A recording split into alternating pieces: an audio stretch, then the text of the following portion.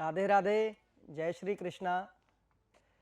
आप सभी सनातन प्रेमियों का मैं प्रभु माधव की नगरी श्रीधाम वृंदावन से हार्दिक स्वागत और अभिनंदन करता हूं। आज इस वीडियो के माध्यम से मैं प्रभु माधव की एक कथा का वर्णन आप लोगों के समक्ष करने जा रहा हूं और ये कथा आपको समझाएगी कि ब्रजवास की महत्वता क्या है।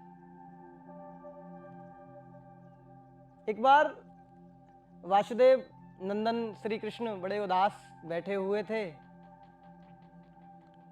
तभी अर्जुन आते हैं और अर्जुन पूछते हैं कि हे माधव, आप इतने उदास और इतने चिंतित क्यों दिख रहे हो। उनके पूछने पर भी जब श्री कृष्ण कुछ नहीं बोले तो अर्जुन ने फिर पूछा कि हे माधव, आप कहाँ खोए हुए हो, ऐसा क्या हो गया है जो आप इतने व्याकुल दिख रहे हो। तब श्री कृष्ण कहते हैं कि पार्थ, मुझे आज वृंदावन बहुत याद आ रहा है, आज मुझे ब्रजवासियों की बहुत याद आ रही है।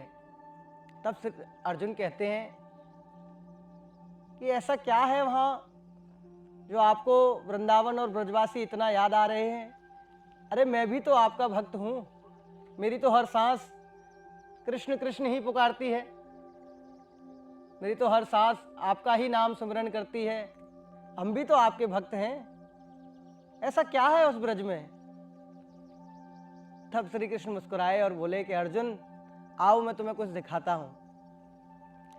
तब मेरे कान्हा अर्जुन को लेकर जाते हैं और एक वन में पहुंच जाते हैं और वहां देखते हैं कि एक संत, जिसको देखकर प्रतीत हो रहा था कि वो न जाने कितने युगों से तपस्या कर रहा है।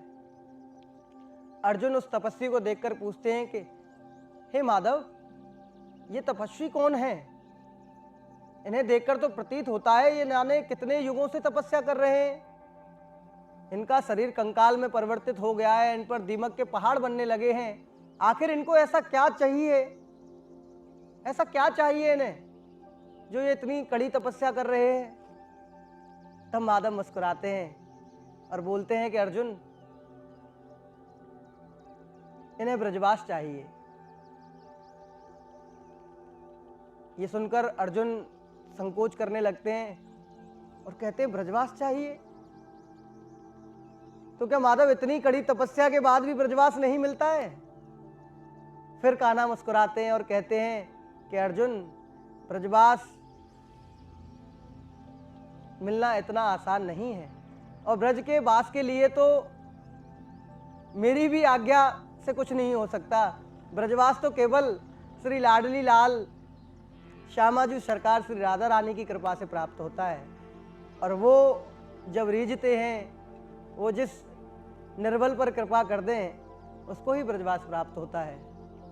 इसीलिए ब्रजवास मुझे अपने प्राणों से प्रिय है, ब्रज मुझे अपने प्राणों से प्रिय है। हे अर्जुन, इसीलिए आज मुझे वृंदावन की बहुत याद आ रही थी, ब्रजवासियों की बहुत याद आ रही थी, इसीलिए मैं व्याकुल हो गया। तो ब्रजवास, ब्रज प्रभु श्री कृष्ण का अपना निज घर है और अपने घर की किसको याद नहीं आती। आखिर आप हम कहीं कार्य क्षेत्र में कहीं भी चले जाएं, आज के युग को देखते हुए अगर हम देश विदेश कहीं कमाने चले जाएं तो अपने घर की याद तो सबको आती है। तो ऐसे ही वृंदावन प्रभु माधव का निज वृंदावन है, निज घर है।